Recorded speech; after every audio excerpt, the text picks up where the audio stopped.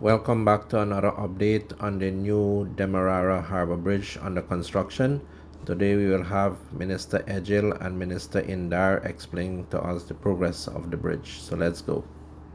Tonight is another milestone event that is being observed here on the construction of the new Demerara River Bridge. The reason why we are here is because in the last few moments we just witnessed the final pouring of concrete for Piece 35 tower, and this would have reflected about 1,600 cubic meters of concrete that is being poured for one of the event when we started laying the girders. The next milestone event after the pouring and completion of these towers is when we will complete the 17 cable stay sections, which will be 570 meters across the channel. By June 15, we would have completed the installation of all of the girders on the eastern side. All of the girders on the western side is already in. And what does that mean? The bridge would be complete. Putting on the lights, and I think in engineering they call it the furnishings and the finishings. The furnishings and the finishings. It's been a long journey. By no means we are saying that the bridge is finished tonight. But what we are definitely saying, this milestone event has brought us much, much, much closer to the completion of the bridge. On this section of the bridge, which the span across is 570 meters. We have already installed 10 sections out of 17 and 11 on this side. So out of 570 meters, we have already completed 350 meters across the the channel that have been cast. So we have another 220 meters, and then we will connect the bridge. You'd recall that we did disclose that we were putting in additional personnel and resources, and I think at this time every Guyanese should be appreciative that the contractor did live up to expectations. They brought in the additional personnel that was required, and work is moving apace. There are more than 1,000 persons on this bridge operating on a 24-hour basis, Sunday to Sunday. And we are doing everything within our power to ensure the promise and the commitment that President Irfan Ali made to the people of Guyana, that we will deliver this bridge, that we will deliver it. And I think by now, the confidence is there that the bridge will be delivered. And at the appropriate time, the President himself will do the last milestone event, which is opening the bridge. That will be above my pay grade at that time. With all of the challenges that we have had, whether it was weather and all the other difficulties as it relates to engineering, we have held steady and we are going.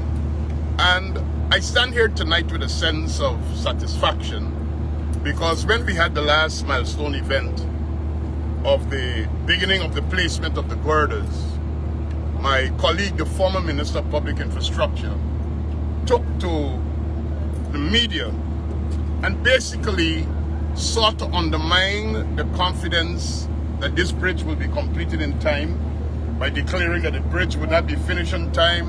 There will be another extension of time, and as if to say we were deceiving and not speaking the truth. I want to assure all Guyanese that everything is being done every day to bring in this bridge by August 31st, which is the deadline. As of Monday of this week, On Sunday night late, I engaged the contractor, and as of Monday, we started the final civil works to give a smooth transition on the western side to connect with the roundabout and the enhanced West Bank Demerara Road. We're doing in a slipper lane, and some of the sections of where the lay-down yard is and the warehouse is on the western side would have to be dismantled to put in that slipper lane, and the Chinese have been given the go-ahead to do that. When you go to the eastern side, you would realize that there are several sections that are being done by various contractors, and a roundabout is being prepared to receive this bridge and the bridge traffic at the Heroes Highway. There are several moving parts because the bridge in itself is one thing. People being able to access it and use it efficiently and safely is the other thing. So there are a lot of moving parts, and we are doing everything within our power to get that done. Minister Indar, any comments you want to make at this time? Thank you, Minister Ejil. Ladies and gentlemen, Minister Ejil has pointed out some of the major aspects of the bridge construction since its life. But I want to remind Guyanese that when we first took power, the first event in constructing this bridge, apart from a promise by the PPP government, was the President himself with a team on the east side. He was jumping canals and culverts to show where we're going to land this bridge on the east bank side. On the west bank side, west coast side, we knew exactly where it's going to land, but right where it is there. But on the eastern side, we were contemplating between Andy Park and another location. But the conception of this bridge, Minister told you about the length and so, but the height of this bridge from the base of the water, or we call it the median draft or datum they call it, to the base of this span, which is about 300 meters wide to cater for traffic going and coming. That 50 meters there was to accommodate large vessels moving to and fro, handy max vessels, MPSVs, PSVs, so that it doesn't cut the harbor. And that was the thinking at the time. Here is it that thinking and that idea fleshed itself out into reality, and you've seen it with your very eyes. Now, Minister Ejil talk about folks in the opposition talking about, if we're deceiving Guyana and if we're deceiving people about the progress of this bridge. I can tell you, if anybody else other than President Ali can demonstrate is the word I use, that they can do better, this harbor bridge is testament that the president of this country is the right leader at the right time. Because this is his leadership. When we had problems with moving the folks on the East Bank side, there were those in the opposition that tried to hurt the project by calling for unnecessary sums for persons so that the few piers that's supposed to go there could not have started. The works could not have started. Here we are with a bridge, 62 piers from end to end, 62. This is the last on Pier 25, the last batch truckload of concrete is poured here.